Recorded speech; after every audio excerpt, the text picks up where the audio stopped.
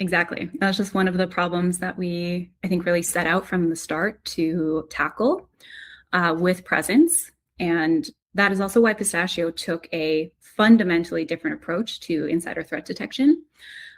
Most of these traditional tools ask security teams to tell the system what's suspicious.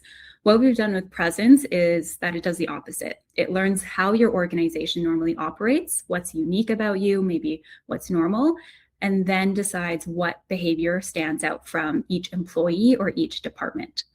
So, for example, rather than triggering an alert because someone downloaded more than a fixed number of files, Presence looks at whether that activity is actually normal for that user based on their previous work activity.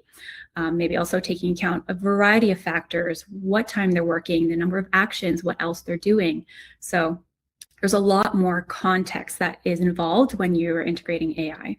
And also means there's no complex rule writing and no constant tuning. And you don't need a dedicated security team.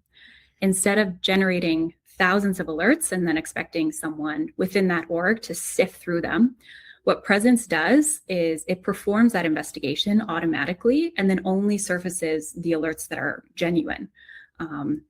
Usually that's actually a far smaller number than an org would expect, because we're hoping not everyone has an insider threat every week. So bottom line, the goal Pistachio had and the product team was to not create more work for the security department of an org. It's to make insider threat detection accessible to organizations that don't have maybe the resources of a huge SOC center, but are still tackling the same issues that every other org is handling.